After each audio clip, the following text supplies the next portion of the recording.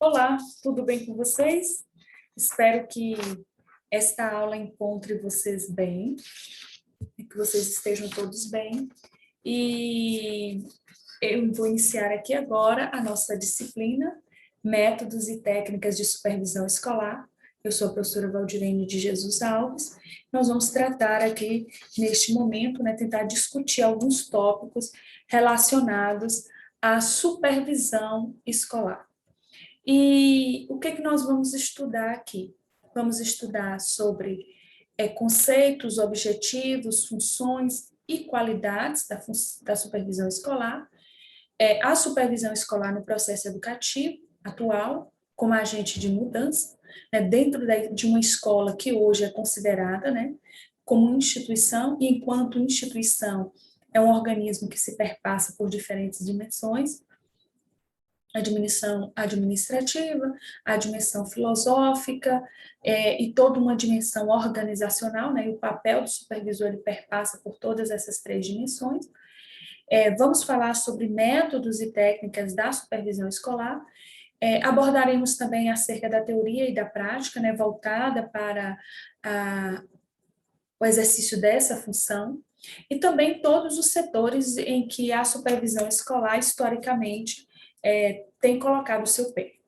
Bom, eu gostaria de deixar antes aqui uma mensagem, uma pequena frase de Clarice, que diz assim: ainda bem que sempre existe outro dia e outros sonhos e outros risos e outras pessoas e outras coisas. Clarice Lispector. E essa frase, ela faz muito sentido, pelo menos para mim, nesse momento. Eu espero que também traga algum significado para a sua vida. E estamos vivendo um momento de muita incerteza, de muita dúvida, de muito medo, Estamos vivendo um momento de pandemia, um momento em que a gente não sabe quando se encerra todo esse processo. E a gente espera que ele passe logo. Mas enquanto isso não acontece, a Clarice, na sua fala aqui, ela nos traz essa esperança de que é possível existir um outro dia, de que os nossos sonhos não podem morrer, e que o nosso riso sempre vai acontecer, porque nós sempre vamos achar uma maneira de colocar esse riso em nossos lábios. E a gente tem motivo para isso, O fato de estarmos aqui, de estarmos vivos. Existem outras pessoas com quem relacionamos de modo diferente agora, e existem outras coisas que nós sempre podemos estar fazendo, reinventando sempre. Relacionando sempre, ainda que em isolamento, nós achamos meios de estar com o outro, de sonhar, de ter esperança de dias melhores, E para aqueles que acreditam em Deus, há um Deus que nos proporciona tudo isso.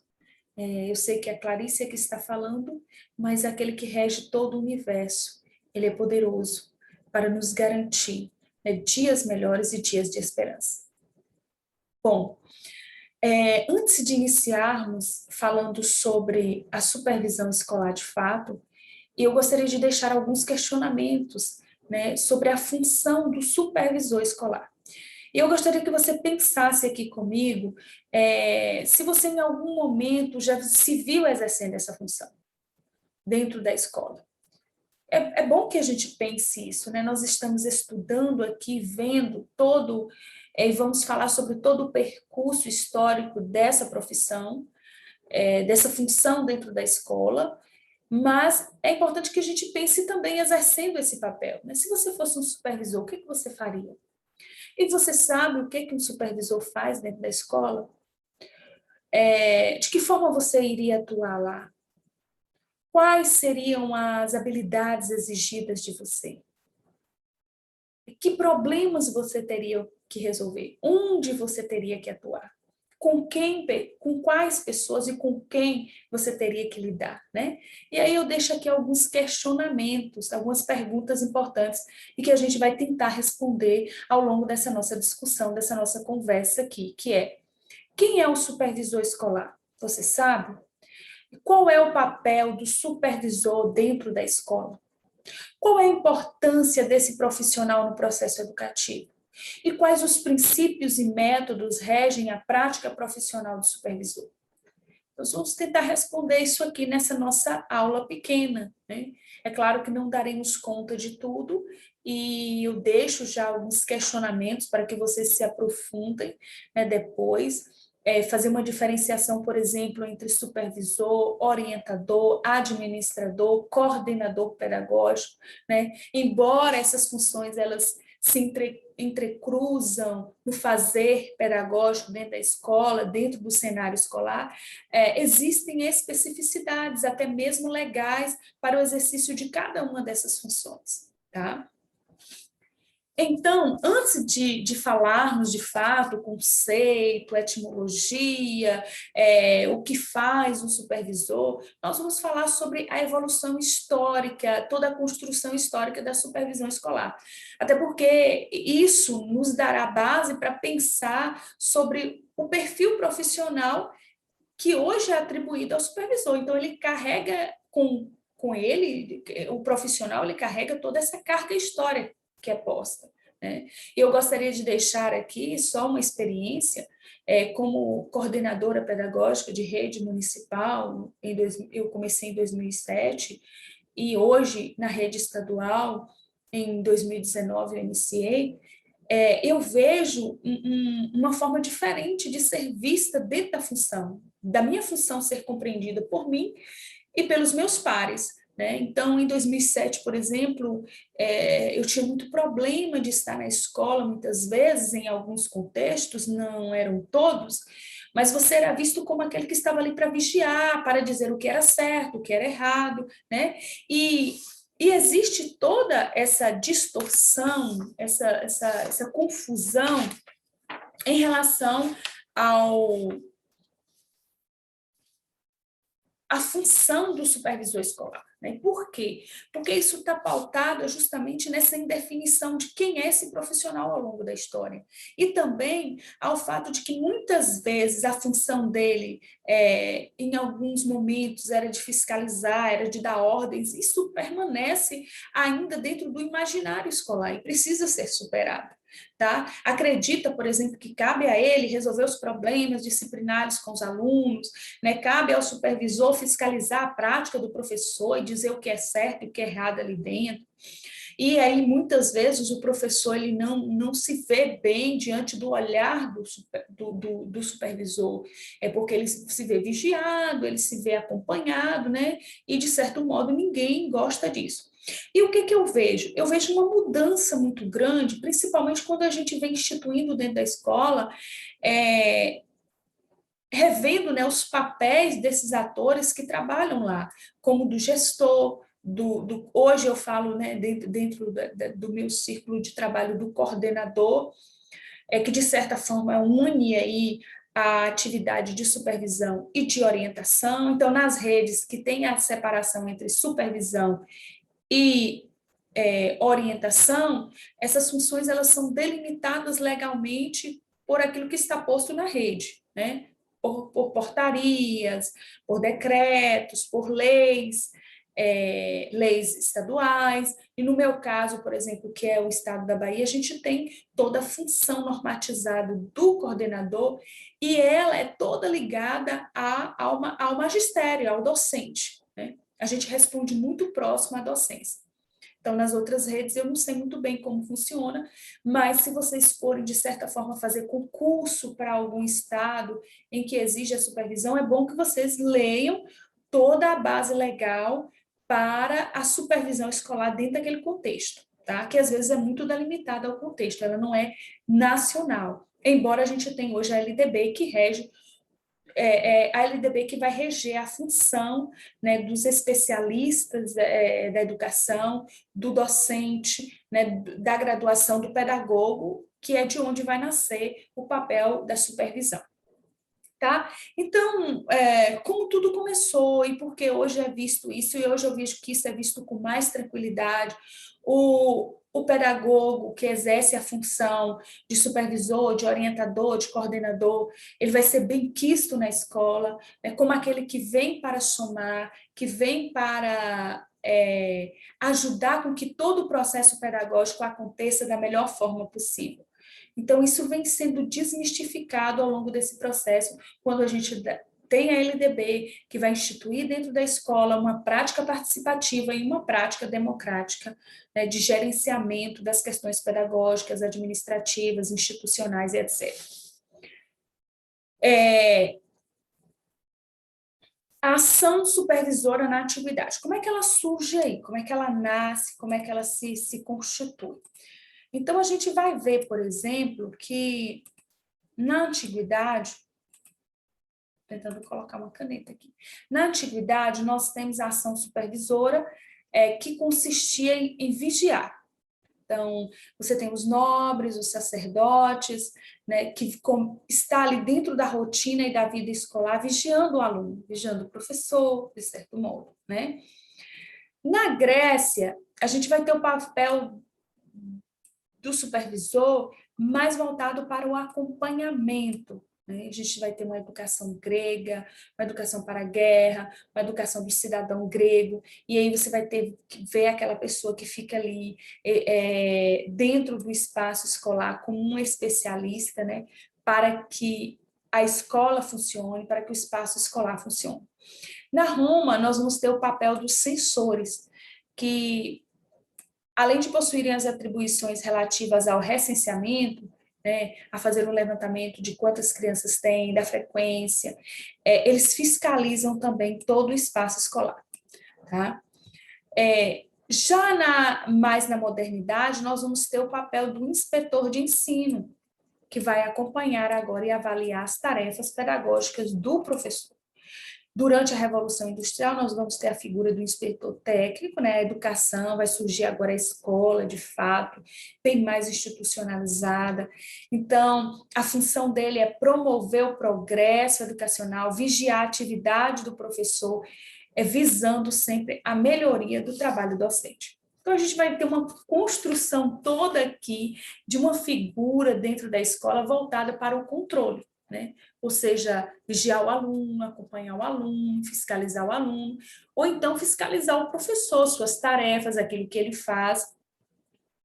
E por isso que a própria palavra, né, a etimologia da palavra supervisão, que é composta pelo prefixo super, que significa sobre, e pelo radical, aí, que é o substantivo visão, ação de ver, juntas, essas palavras vão ter o sentido de olhar de cima, ou seja, aquele que vigia, aquele que controla, aquele que acompanha. E essa condição histórica da ação de supervisão vai acompanhar, né, todo o fazer desse profissional dentro da instituição escolar até hoje, né? Uma ação de controle. Então, a gente vai ver que hoje isso se redimensiona e precisa redimensionar. Isso se refaz, isso se ressignifica, porque nós estamos vivendo novos contextos, uma mudança no sentido das próprias práticas pedagógicas, né, do próprio sentido de escola, do próprio sentido de formação humana. Então, não tem como os papéis dos atores da escola não modificar. Quanto ao conceito que eu trago aqui de supervisão, eu busquei um conceito bem clássico, que é o de Nérice, de 1987, em que ela coloca assim, ó, a supervisão escolar consiste no serviço de assessoramento a todas as atividades que têm influência no processo de ensino e aprendizagem.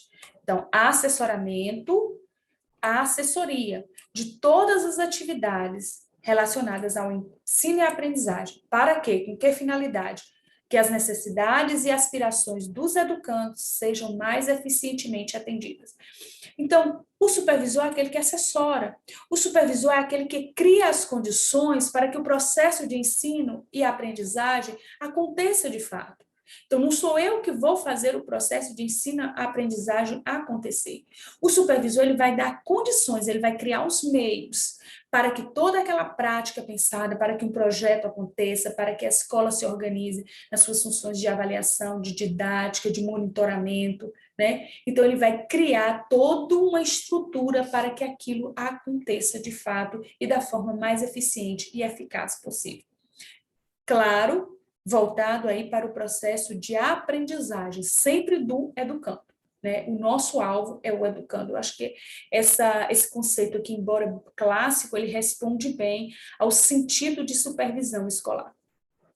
E como essa supervisão se desenvolve a nível de Brasil, né? Então, nós vamos ver aqui que em 1930 nós temos um decreto-lei que vai reger toda a instituição da formação do pedagogo, né, do curso de pedagogia, que tem por objetivo aí, como preocupação final, a formação de professores para a escola secundária, tá? Para o ensino secundário. Então, seu aparecimento, o aparecimento da função de supervisor, ele está relacionado ao surgimento dessas licenciaturas. Então, em 1939, pelo decreto-lei em 1190, nós temos aí um processo de formação que ele se dava a nível de bacharelado e depois de licenciatura. Então, funcionava mais ou menos assim. Em 3 anos, a pessoa cursava e fazia o bacharelado, disciplinas de conteúdo, e mais um ano ele fazia as disciplinas pedagógicas, né, as disciplinas voltadas para a área da pedagogia, e ele teria a licenciatura em pedagogia. E é nesse processo que a gente vai ter uma divisão. Então, quem faz o bacharel vai assumir as funções técnicas, e quem faz a licenciatura geralmente vai para a sala de aula, vai ministrar, vai ensinar. E aí é que surge, por exemplo, o papel e o cargo técnico dentro do Ministério da Educação, em que a gente vai ter a figura do supervisor, tá? Então, é nesse momento que a gente tem aí a figura do supervisor. Mas esse supervisor, ele não tinha bem o nome de supervisor, porque não existia nada na lei que dizia que ele era supervisor. Ele desenvolvia um cargo técnico. Mas aí, bem mais tarde, a partir da Lei 5.540 de 68, e aqui nós vamos estar falando de um período de ditadura militar no Brasil, né? Nós estamos falando aqui agora de um ensino técnico profissionalizante, tá? O ensino técnico. Então, nós vamos ter agora uma lei que vai criar habilitações. Então, essa lei aí, 5.540, ela vai criar a habilitação em supervisão escolar. Ele vai dizer, olha, o bacharel ele pode exercer, ele pode ser supervisor, ele pode ser orientador, ele pode ser administrador e ele pode ser inspetor. Então, essas funções vão estar bem claras, né? Principalmente quando se cria e se tem aí toda uma associação de supervisão educacional no Brasil. Então, você tem algo aí que se reúne, que discute os papéis que eles vão desenvolver, né? E aí nós vamos ter um parecer também, que é o parecer 252 de 1960, que vai falar que a pedagogia ela vai formar professores para o ensino normal e vai formar também especialistas. Então, a pedagogia ela tem essas duas formações, né? Forma o professor, o normalista, e forma o especialista, né? O inspetor, o administrador escolar. O que a gente tem, então, mais tarde, né? Então, a gente vê aí, vindo de 1939, a função técnica, depois nós temos um momento de ensino, a função de técnicos, né, para ir para o Ministério da Educação. Depois nós temos aí a função técnica, né, sendo estabelecida uma educação técnica, aí a gente vê toda essa linha de profissionais pela Lei 5.540, né, de 70, de 69, desculpe. E depois nós vamos ter, em 80, um outro momento histórico no Brasil. Então, a gente vai ver toda a desconstrução do processo militar, agora o empreendimento de uma visão democrática da nação brasileira. Então, nós temos aí mudanças políticas, mudanças econômicas, mudanças no nível social. E todas essas mudanças que vai acontecendo lançam um olhar sobre a escola, sobre a educação. Aquela escola que foi toda padronizada dentro de uma visão engessada, técnica, burocrática, reducionista, né? Não só como escola, mas aí você tem o professor você tem o administrador, você tem o orientador, você tem o supervisor, que é de quem a gente está falando aqui, que está moldado dentro dessa visão tecnicista. E começa a se criticar, então, a função desse profissional, né? Embora exista essa divisão de habilitação que é colocado pela lei, ele diz que antes de qualquer coisa, aquele que trabalha na escola ele precisa ser um pedagogo.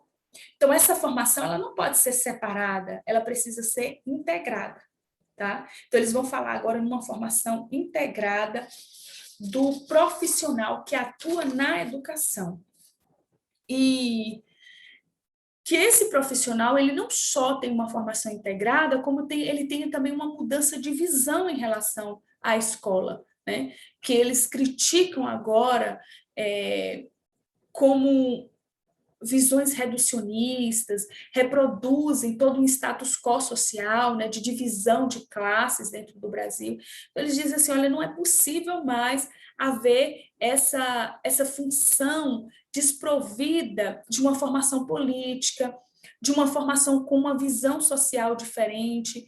Então, é preciso integrar a formação do pedagogo. O pedagogo é que é o profissional da escola. Então, pensa-se agora em repensar, né?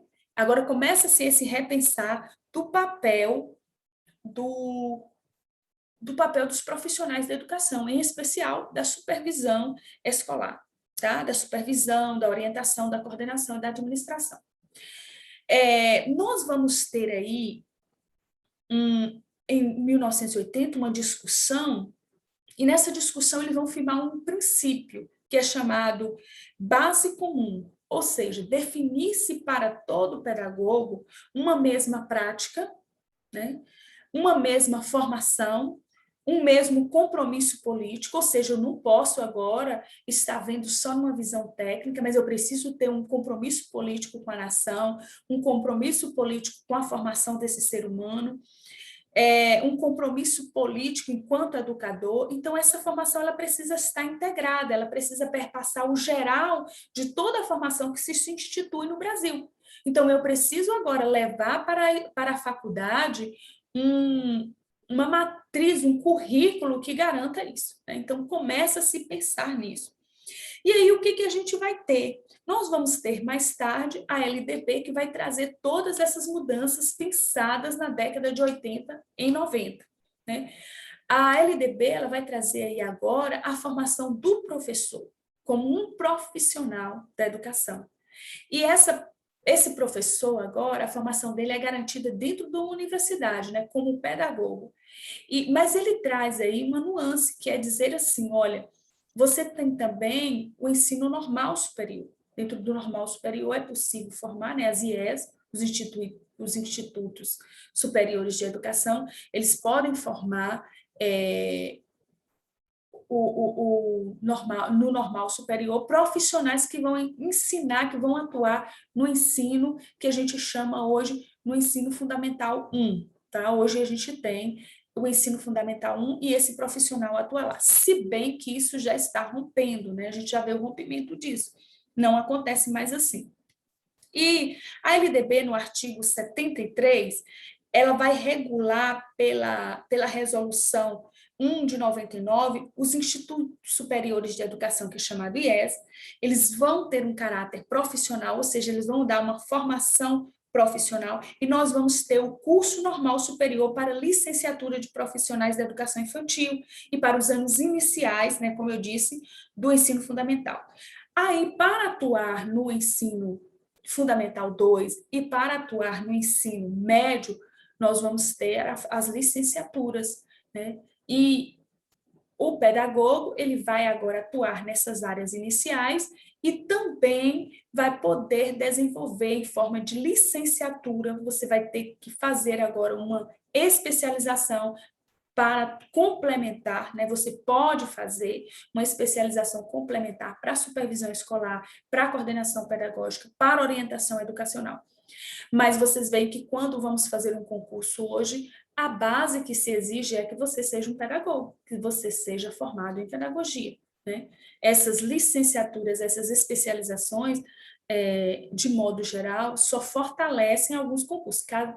Claro que aí vai depender de alguns lugares, né, dos editais que são lançados, mas na maioria dos casos exige-se a formação do pedagogo. Bom, o que a gente tem mais aqui? Em relação a esse percurso que nós fizemos aqui, da evolução da supervisão escolar, desde a antiguidade até hoje, Medina, vai desenvolver aqui cinco etapas de evolução, desculpe, são 5 etapas, 5 marcos evolutivos, ele vai chamar, né? 5 marcos evolutivos para a supervisão educacional, né? Supervisão educacional, supervisão escolar, todos os 2 nomes têm efeito e têm sentido, estão corretos, tá? Então, a gente tem, primeiro, um momento em que a supervisão escolar ela é voltada para o ensino primário, como a gente vai ver na antiguidade, né? Em Roma, Grécia, todo esse período aí ele está voltado para aquele ensino lá das crianças, tá? Do professor, acompanhar o professor, tá? No segundo momento, a gente tem a ação supervisora no período industrial, tá? Essa ação supervisora industrial, nós vamos falar aí dessa primeira fase da Revolução Industrial, em que surge o crescimento da população, né, das cidades, e a necessidade de professores. Então, aí vem a função supervisora atuar junto ao trabalho docente, né, ao trabalho do professor, de supervisionar, de garantir que o processo de ensino aconteça, né, e voltado para essa sociedade desse momento, uma sociedade que exige um trabalhador, uma sociedade que exige um funcionário da fábrica, o líder da fábrica, aquele que vai dirigir, certo? E, em terceiro momento, ela vai falar sobre a ação supervisora como forma de treinamento e orientação. Nesse momento, a ação supervisora ela vai sofrer muito influência das teorias administrativas e organizacionais, né, em especial o Taylorismo. Depois vocês podem estar estudando sobre isso, que vai basear muito num agir técnico, num fazer técnico, de trazer o modelo fabril para dentro da escola, né? Todo aquele rigor, toda aquela rotina, toda aquela construção fabril, ela vai para dentro da escola e o supervisor vai agir dentro dessa dimensão, tá? Para que todo esse modelo se solidifique de controle, de assessoramento aconteça dentro da escola. E a gente vai ter um quarto momento, né, que a gente vai falar aqui mais especificamente do Brasil, que é o momento em que a ação supervisora ela sofre todo um questionamento, porque a gente tem mudanças estão acontecendo.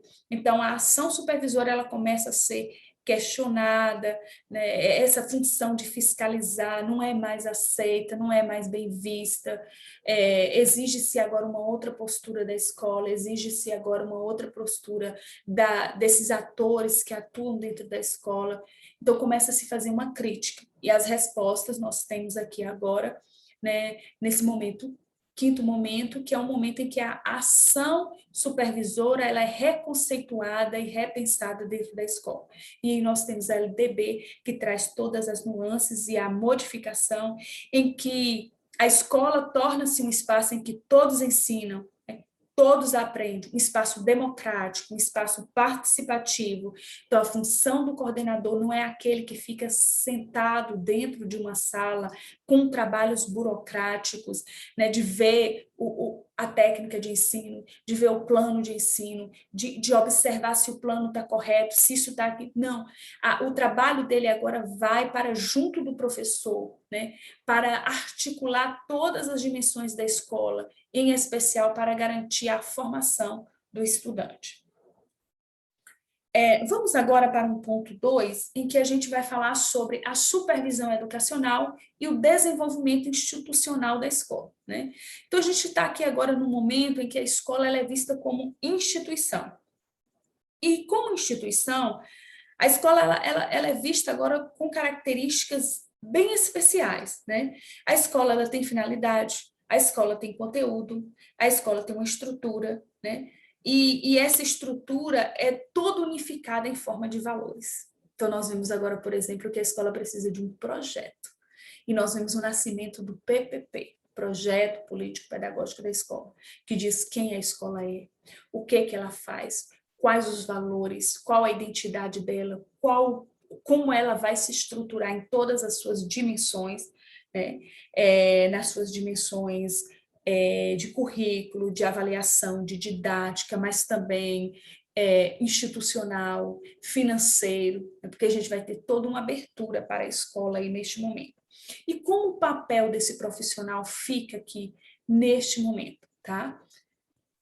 Bom, então a gente vê aqui que há alguns fatores que se integram e nós não podemos agora dividi-los. Não existe o administrativo e o pedagógico separado.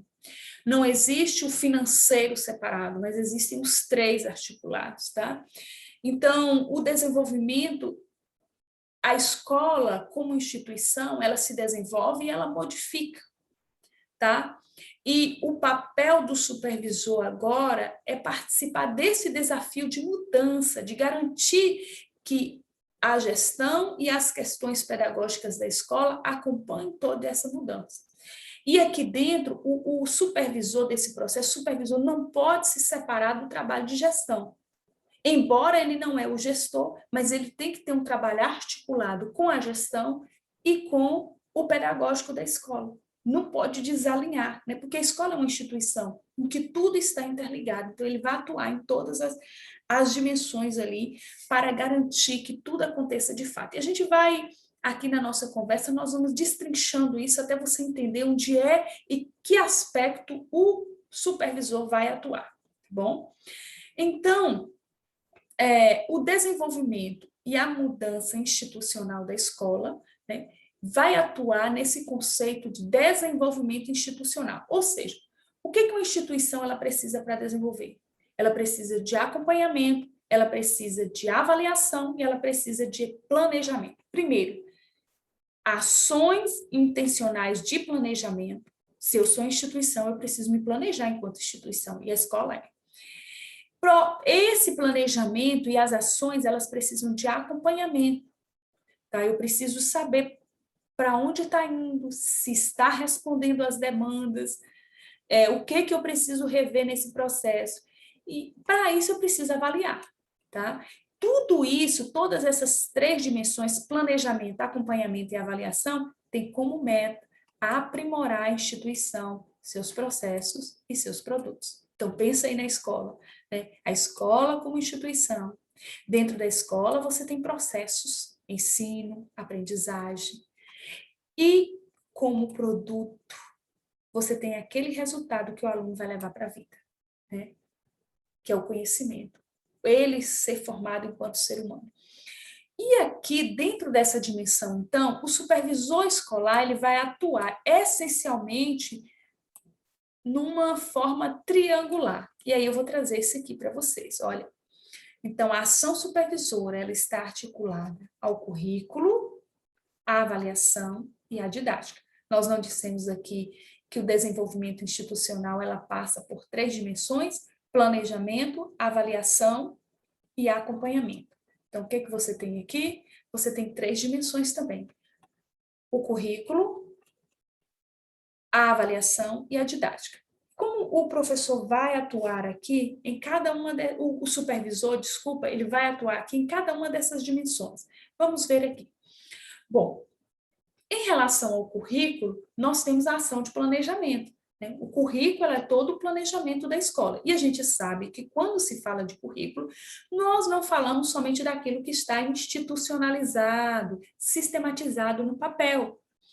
Mas nós falamos também de toda uma rotina, de todo um rito, de todo um fazer que não se solidifica e se põe no papel. Então, vai além disso.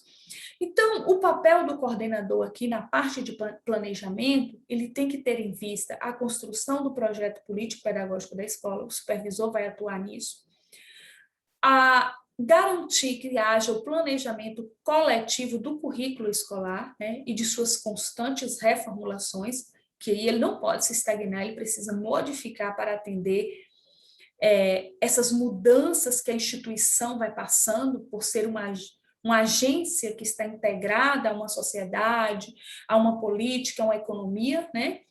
Ao aperfeiçoamento do processo de planejamento acadêmico. Então, Esse aperfeiçoamento desse planejamento, quem garante é o supervisor, né? A elaboração do calendário escolar, planejamento da ação supervisora da escola, articulada aos demais órgãos. Então, quando o supervisor planeja, ele não faz isso sozinho, ele faz articulado, integrado aos demais órgãos, né? A todos os demais órgãos que formam a escola. Imagina, por exemplo, a função de um supervisor nesse momento crítico de pandemia que a gente está vivendo, né? Ter que refazer um currículo para funcionar agora uma outra forma de ensino, né? Um ensino remoto, ter que planejar dentro desse coletivo, esse novo currículo articulado ao ensino remoto e reformular ele todinho, né? Ter que formar esse professor para dar aula online, para que ali garanta a aprendizagem para o aluno, tem que elaborar um calendário que atenda essas novas demandas, porque a gente foge de toda uma rotina. Isso é o papel do supervisor, né? E ele não pode fazer isso sozinho. O trabalho dele é estar articulado ao trabalho do professor, ao trabalho do gestor, ao trabalho do secretário, às outras funções que são exercidas na escola. Se uma dessas falhas, ele pode planejar fazer um planejamento perfeito, mas se um falha, o trabalho dele é atingido. Então, ele tem que saber isso. Por isso que é articulado, né? Aqui fala articulado, planejamento articulado. E que tem uma implicação, né? E que a gente vai ver que se o outro não fizer, o dele vai ser prejudicado. Bom, a outra dimensão é a avaliação. Então, o que o supervisor faz em relação à avaliação? Ele vai trabalhar na coordenação da elaboração de um sistema de avaliação da aprendizagem da escola. Que tipo de avaliação vai se fazer? Como vai ser essa avaliação? Avaliação formativa, avaliação diagnóstica, uma avaliação somativa. E isso vai ter que ser uma avaliação também institucional, né? Porque para refazer, para elaborar o PPP, todo esse tipo de avaliação tem que ser considerado. Participar no projeto de avaliação institucional da escola e nas avaliações sistemáticas promovidas pelo Estado. A gente tem o Enem, o SAEB. Nós temos que trabalhar com esses dados dentro da escola, né? Depois de pronto, eles têm que ser levados lá para dentro e discutidos. O supervisor é quem analisa o rendimento dos estudantes, o nível de retenção, de evasão escolar e todo o levantamento, e junto com o corpo, com o coletivo da escola, busca alternativas, busca as causas, as consequências e levanta ações para que se possa resolver, para que se possa melhorar, né, esses dados na escola, a situação do aluno, o processo de ensino, de aprendizagem, de manter esse aluno ali dentro. Ele coordena de forma colaborativa todos os membros, né, da equipe técnico-pedagógica da escola e do conselho de classe, né? É função do supervisor fazer isso, tá? E na parte de acompanhamento, na dimensão, né, do acompanhamento, o que ele faz? Na dimensão didática aqui, nós temos o exercício do acompanhamento, tá vendo? Ó. Então, o que ele vai fazer? Ele vai formar os professores, é ele que vai garantir a formação continuada dos professores na prática, né? O próprio exercício e a prática do professor é o momento de se fazer a atualização, de fazer os estudos, de formar, contribuir para o aprimoramento da relação da escola com a comunidade externa, né? Essa parceria de promover projetos, de promover integração, de trazer a comunidade para a escola e também de garantir que a escola vá até a comunidade. Otimizar os sistemas de informação acadêmica, de modo que há um alinhamento em tudo que se faz, que há uma boa comunicação, que todas as informações cheguem, que os professores tenham acesso à informação, que os alunos tenham acesso às informações, e que isso esteja bem alinhado junto com a gestão, supervisão, orientação, professor-aluno, tá? Diminuindo aí, que haja as interferências, que cada um siga uma linha, né? Então, uma escola bem alinhada, ela funciona, uma escola em que todos conhecem tudo, em que todos fazem de uma forma, não é igual, né? Não é padrão, não é isso que é para acontecer na escola, mas que todos se estabeleçam dentro de um mesmo princípio educativo, tá? Organização de bancos de dados, né, de informações da escola, esse é o papel do supervisor. Por exemplo, quantos alunos perderam, quantos alunos foram reprovados, quantos os dados que a gente tem do SAEB, os que entram e saem. Então, ele não vai exercer um papel de secretário escolar, mas, de certa forma, ele que vai organizar ele que vai garantir que isso aconteça, né? Aí são funções que ele pode delegar dentro da escola, junto ao gestor, mas é ele que vai acompanhar, isso vai servir de material para o trabalho dele. Acesso e difusão de informações pedagógicas de fora para dentro e dentro da própria escola, né? Toda essa difusão de informações pedagógicas do que está acontecendo, do que fulano está fazendo, da experiência de cicrano, de como está acontecendo em determinada turma, passar isso, os professores conhecerem todo o processo da escola, né? É o supervisor que faz isso, tá? Outras ações que ele vai desenvolver também é garantir que haja inclusão, melhoria da qualidade do ensino, facilitar o uso das tecnologias, então ele tem que ser uma pessoa que trabalhe na perspectiva da inovação, né?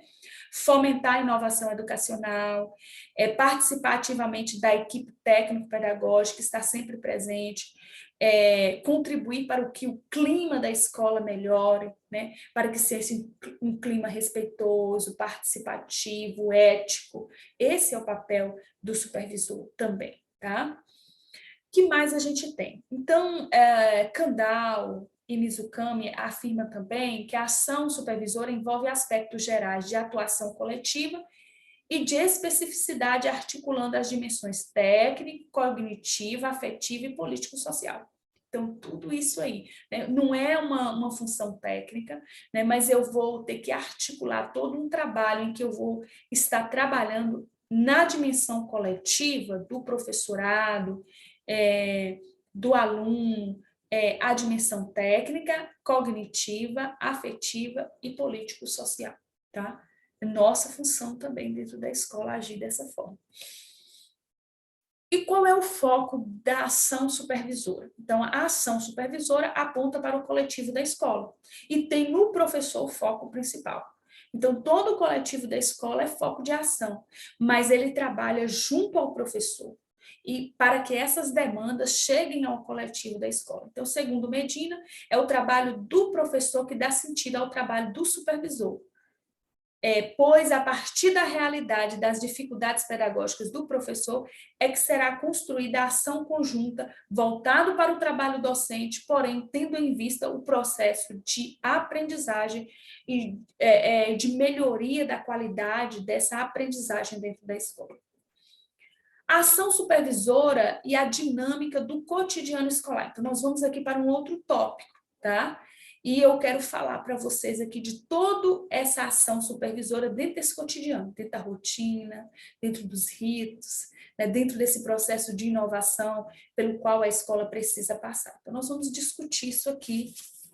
E tem alguns pontos muito interessantes, que talvez aqui neste momento não dá para a gente aprofundar, mas é muito interessante que depois alguns conceitos que forem tratados aqui, vocês possam estar aperfeiçoando, tá bom? Deixa eu ver se eu encontro aqui. Achei. Bom, então vamos lá. O cotidiano escolar, ele é construído por rotinas, por rituais e por processos de inovação, de mudança, né? Então, é interessante que o supervisor, e é importante que ele conheça, que ele trabalhe todo esse cotidiano, que ele entenda, né, que esse cotidiano escolar ele não está desprovido de relações de poder, de processos de hierarquia, de processos que se influenciam decisivamente, né, que está articulada toda essa realidade social que a gente vive. E aí, quando o autor ele fala sobre o cotidiano escolar, ele vai dizer que o cotidiano escolar é formado por acontecimentos, né? Acontecimentos é um termo Foucaultiano, em que ele usa para falar sobre as relações de força e de poder. tá? Então, você tem na escola a gestão, o professor, o aluno, o zelador, o porteiro e tal. Todo esse conjunto são acontecimentos, né? Ali dentro você tem ações que estão acontecendo, você tem relações sociais, atores que se inserem e em que cada um desenvolve funções, mas essas funções, de algum modo, elas se integram, estabelecem poderes, necessidades, afastamentos, né, distâncias.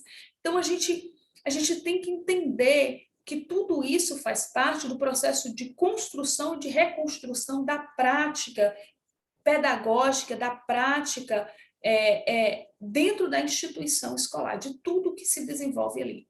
Então, nós temos que entender, por exemplo, que por causa dessas relações que existem dentro da escola, né, dessas relações que são relações de poder, né, que são relações políticas, que são relações de interesses, e esses interesses, muitas vezes, eles são conflitantes, e o tempo todo a gente tem que estar lidando com isso, com esses conflitos, e os conflitos não são conflitos para vir para serem ruins, né?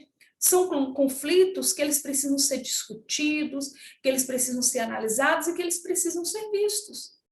E redimensionados, e planejados, e organizados, né? E ditos. Por exemplo, o aluno ele tem que ter voz, o professor ele tem que ter voz, né? O aluno tem que ter o seu espaço de fala, o professor também tem que ter o seu espaço de fala, o diretor tem que ter o seu espaço de fala.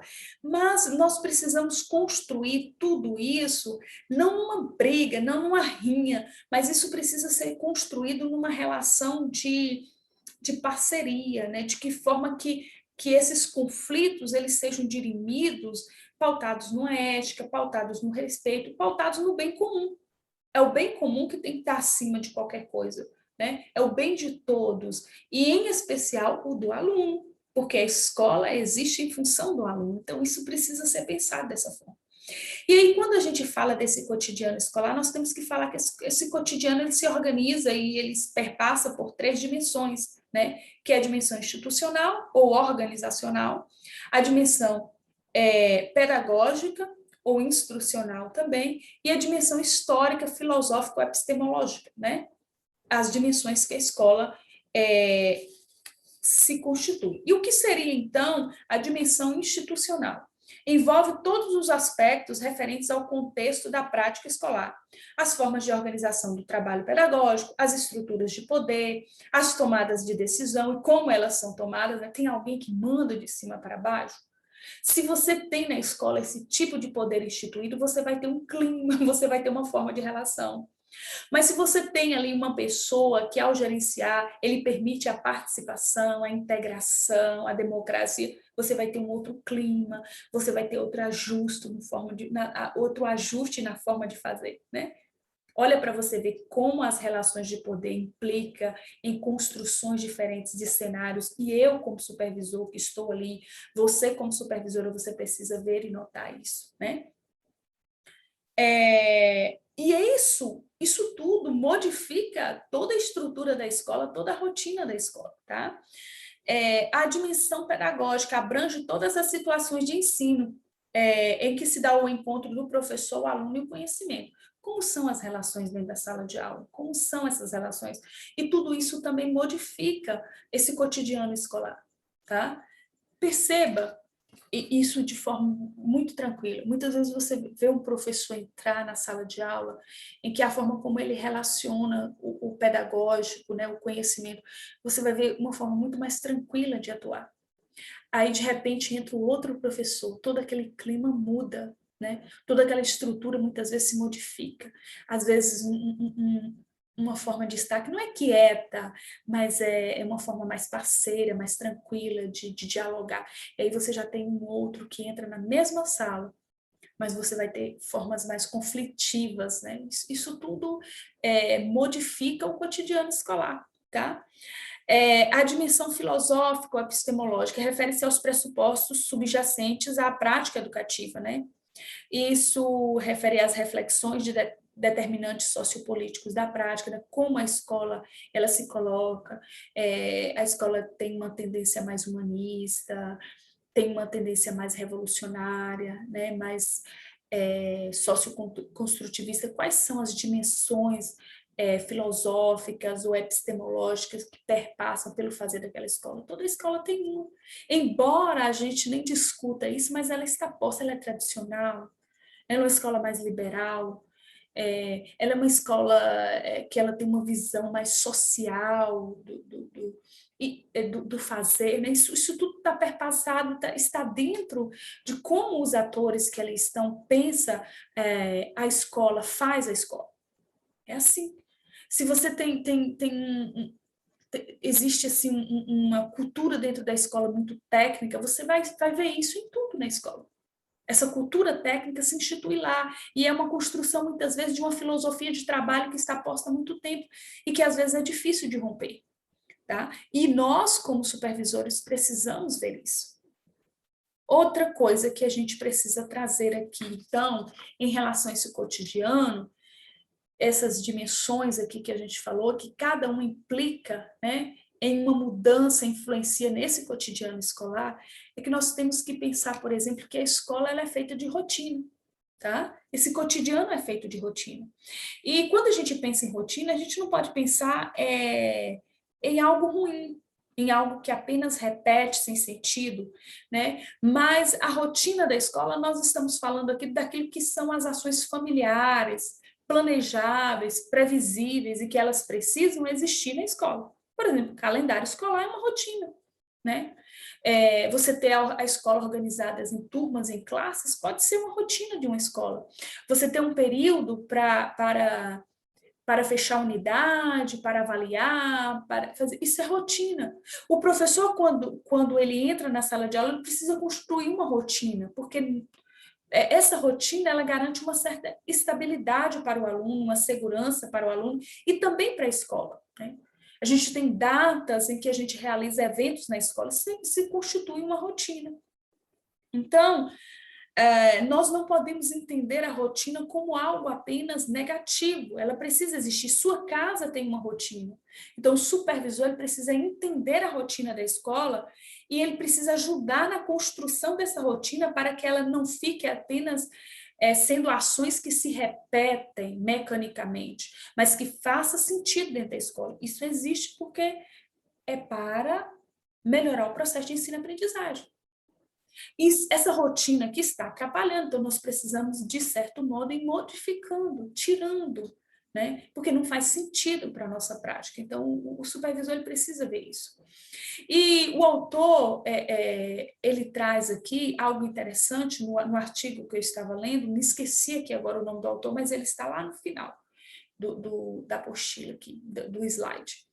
Ele fala que a rotina ela está muito relacionada com aquilo que Bourdieu chama de hábitos, né? O que é hábitos? O hábitos aqui é a interiorização de estruturas objetivas que estão postas no fazer social, né? Essas estruturas, essas condições de classe que muitas vezes a gente traz para dentro da escola. Então, a escola é, como a família, uma das principais agências de constituição de hábitos. E a gente precisa estar tendo cuidado para que esse hábitos não esteja reproduzindo toda uma estrutura de classe ou toda uma estrutura de marginalização social, de exclusão, né? E de segregação do aluno, porque, segundo o próprio autor aqui, Bourdieu, ele vai dizer que quando esse hábitos ele está relacionado à reprodução de um status quo, ele vira uma violência simbólica, né? O que é uma violência simbólica? É a negação de que existe um outro. Então, por exemplo, você levar para a escola e você perceber que na escola só tem um currículo que está relacionado a uma classe média, é uma classe dominante, enquanto toda a cultura local, todo o pensar do aluno é segregado. Então, o supervisor ele precisa entender que essa rotina pode estar reproduzindo esse status quo social, tá? E pode estar reproduzindo um hábito ruim que não é positivo, que não garante o crescimento da escola. E muitas vezes esse hábito pode estar posto dentro da cultura local. Nós temos uma cultura escolar e nós temos uma cultura local. Muitas vezes, como a sociedade é uma sociedade segregada, esse hábito pode estar lá, isso pode estar prejudicando a escola. E a escola tem que pensar numa forma de mudar isso. Levando o quê? Levando uma outra filosofia para o aluno, levando um outro conhecimento para libertar o aluno daquilo que amarra ele de crescer, tá? Outra coisa que trago também, que está relacionado com esse cotidiano escolar, que modifica, que impacta, são os rituais, né? McLaren, ele vai dizer que os rituais, eles são próprios e estão, assim como um sistema, né, ele traz todo um significado.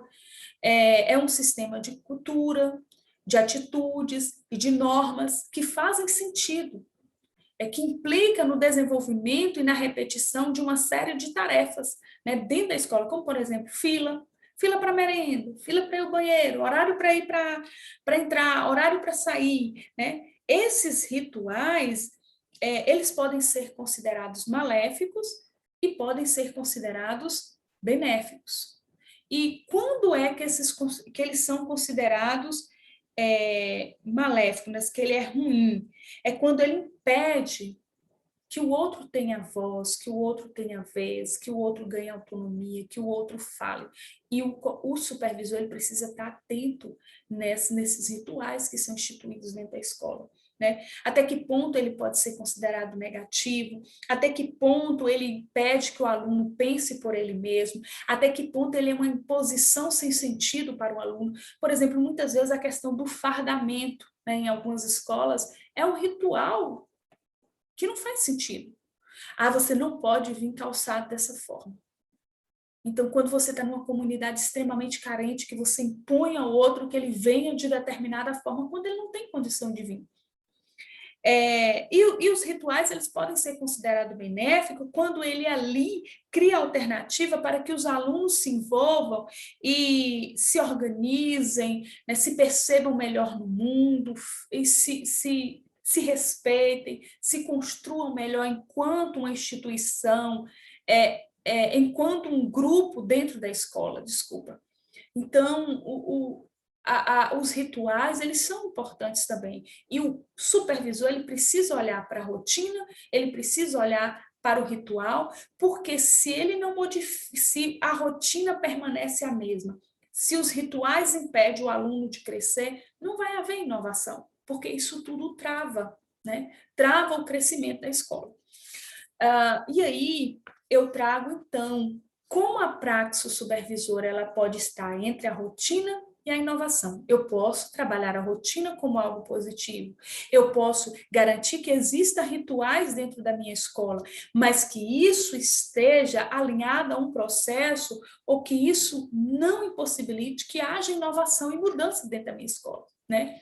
Como é que o supervisor escolar pode fazer isso? Né? Ele precisa superar primeiro o tecnicismo, adotar um viés moderno e tecnológico para a construção de sua praxis.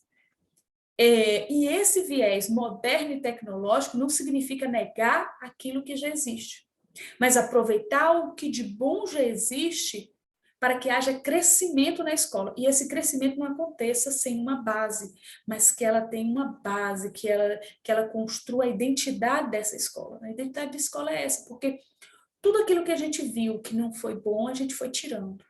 E tudo aquilo que a gente viu que era bom, nós fomos somando e trazendo coisas novas, né? Segundo Ferreira, esse profissional não pode ficar alheio à inovação. Então, esse é o momento da gente pensar. Você já pensou como você tem reagido a essas necessidades e demandas tecnológicas que estamos tendo enquanto profissionais da educação? O que você tem feito? Você tem paralisado, sentido medo? Ou você tem visto essa situação como uma possibilidade de crescimento, né? Como um desafio? O diferente é que os desafios, quando eles surgem diante de nós, ele pode ser uma parede, porque ele nos amedronta, ele nos acovarda, ele nos faz recuar, como ele pode ser algo que nos impulsiona, né, para ir mais além. Então, esse é um momento da gente crescer, da gente aprender, da gente romper com certos entraves que a gente tem dentro de nós, né? E refazer esse processo educacional com criatividade, com autoria, né? Não precisamos deixar de ser quem nós somos, garantir o nosso perfil profissional, sabendo quem nós somos, o que estamos fazendo aqui, por que estamos aqui, seja você como professor, ou como diretor, ou como coordenador, como supervisor, como orientador, seja lá como for, né? Então, ele diz o seguinte, olha, o trabalho dos profissionais da educação, em especial da supervisão educacional, é traduzir um novo processo pedagógico em curso na sociedade mundial, elucidar a quem ele serve, explicitar suas contradições. Nós não podemos esconder isso, né? A gente precisa ver isso e falar sobre isso, discutir sobre isso. Discutir sobre o que está posto socialmente. Por exemplo, a gente tem tanta coisa nova que está chegando de mudança, né? Nós temos novas diretrizes gerais para a educação, a gente precisa pensar isso com um olhar crítico, né? Promover necessárias articulações para construir alternativas que ponham a educação a serviço do desenvolvimento de relações verdadeiramente democráticas. E eu acrescento uma palavra que é a fala dele, né? Não só democrática, mas o mais importante é humana, tá? E que a gente garanta dentro das nossas escolas, na função de supervisor, uma formação, antes de qualquer coisa, humana. Porque se eu garanto isso aqui, ó, eu garanto isso aqui, tá? Se a pessoa se entende como humano, ele vai entender que existe um outro, que ele tem que pensar no outro, que tudo que ele fizer tem que ser para um bem coletivo, não para um bem individual, tá? E aqui a gente tem alguns princípios que norteiam a praxis supervisora e que objetiva a inovação e a superação do conservadorismo na escola. Quais são elas? Eu vou citar apenas alguns e vou deixar aqui, vocês podem ler depois, porque senão a nossa aula vai ficar muito grande e vocês vão ficar cansados de assistir. Mas a gente tem, por exemplo, avaliação e adequação da prática supervisora. Eu preciso pensar na minha praxis, né, enquanto supervisor, quanto aos aspectos pedagógicos, administrativos e políticos. Desenvolvimento de ações que equilibrem autonomia e colaboração. Eu não fazer tudo sozinho, mas saber que eu preciso do outro. Eu realizo um trabalho de parceria, né? A abertura para a construção de um trabalho coletivo na escola, né? A atualização, acompanhando-se a inovação educacional e aplicando a prática. Tudo aquilo que eu trago de novo, ele precisa ser colocado em prática, né? E muitas vezes aquilo de novo que é trago precisa ser feito em prol dessa prática. Ver se faz sentido para a prática. Criar estratégias para lidar com a diversidade, criar ações mediadoras em termos pedagógicos dentro da escola, né? Essa ação mediadora do professor dentro da sala de aula e o próprio supervisor agindo de forma mediadora. Utilizar referenciais teóricos sempre fundamentados à prática. Aquilo que você leva de teoria que não tem sentido para a prática daquela escola não funciona. É discussão vazia, tá? Então, você tem que levar aquilo que faz sentido para a realidade escolar. Buscar sempre a melhoria das condições de trabalho da escola e comprometer-se com isso. Ver as políticas educacionais, sempre analisá-la numa perspectiva crítico-reflexiva. Ter compromisso com a aprendizagem e com a formação de todos os envolvidos na escola. Conhecer a legislação. Eu preciso conhecer, né? Eu preciso dominar e aplicar isso no desenvolvimento da escola, estimular a divulgação das experiências, das trocas bem-sucedidas, né? Fulano trabalhou assim, olha que legal, vamos aqui partilhar as experiências, e o outro vai aprendendo. Então, as práticas, as experiências, elas se tornam um meio de formação, de desenvolvimento da escola. Como supervisor, eu preciso ser um agente de pesquisa, né? A minha prática tem que ser pesquisada, analisada, pensada, porque o meu fazer, o meu olhar sobre a escola tem que ser um olhar de um pesquisador, porque eu preciso promover a mudança e a inovação, e só assim, né, só pesquisando, só criando ali, estudando, vendo possibilidades, é que eu posso contribuir para a melhoria da escola. Consolidação do espaço escolar como de trabalho coletivo, né? Desenvolvimento da excelência das ações, sempre buscar as melhores ações, sempre elevar o padrão da escola, relacionar com os demais supervisores. E quais são os indicativos de que a prática supervisora está voltada para a transformação? E aí a gente vem, né? Segundo Paro, ao abordar a prática administrativa, e aí ele aplica isso à prática supervisora, ele diz que ela tem que ser criadora e reiterativa, e eu já disse isso aqui. Criadora, calcada na invenção e na descoberta, eu tenho que estar descobrindo, eu tenho que estar estudando e analisando todo esse cenário em que o supervisor está trabalhando, né? Utiliza as conquistas anteriores para criar novas formas de coordenar o trabalho humano. E prática reiterativa ou reprodutivista, multiplica os procedimentos criados, apenas ampliando seu alcance. Então, eu não vou deixar tudo e partir do zero, mas eu vou tomar aquilo que é bom e garantir que aquilo evolua sempre, cresça, né, com base, com consistência, e assim eu vou garantir que o espaço onde eu estou ali atuando na escola, ele cresça, né? Fazer com que esses procedimentos que são positivos, eles tenham um alcance maior, ele não fica só em uma turma, ele não fica concentrado só aqui, só ali, mas que eles vão abrangendo dimensões maiores dentro da escola, do fazer pedagógico da escola. E aí a gente precisa atender também essas 3 dimensões, né? A gente precisa ser um profissional que aprenda a conhecer, que trabalhe nessas dimensões, aprender a conhecer, aprender a conviver, aprender a ser e aprender a fazer.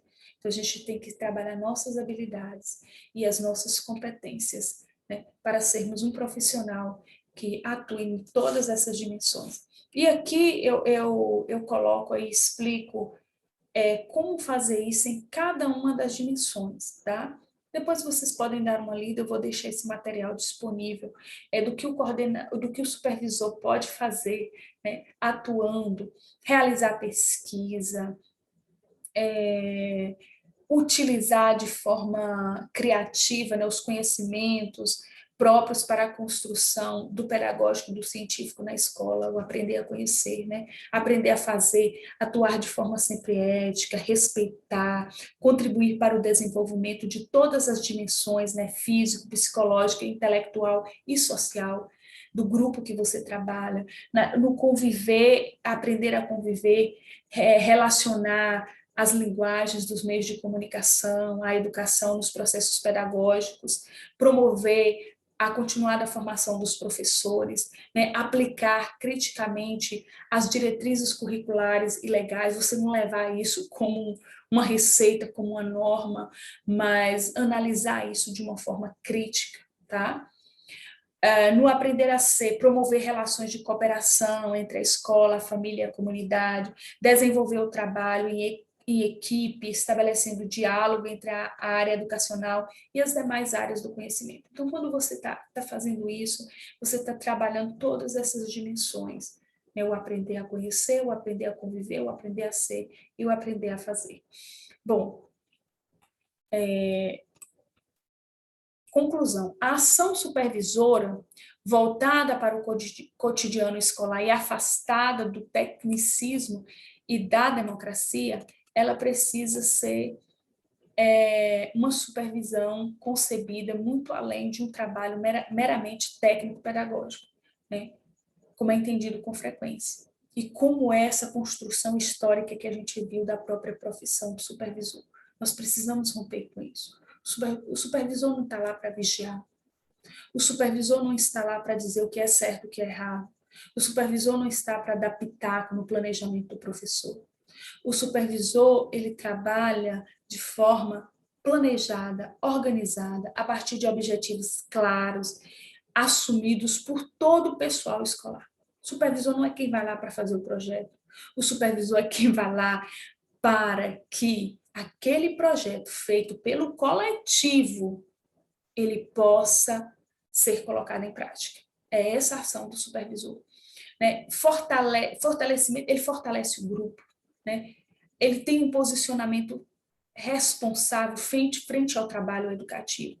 Nesse sentido, a supervisão deixa de ser apenas um recurso meramente técnico. Eu não sou técnica, você não pode estar lá para desenvolver uma função técnica, para se tornar um fator político, passando a se preocupar com o sentido e os efeitos das ações que desencadeiam, mais que com os resultados imediatos do seu trabalho. Então, a supervisão escolar é essa função, que tem essa dimensão muito maior dentro da escola. Não é só um mero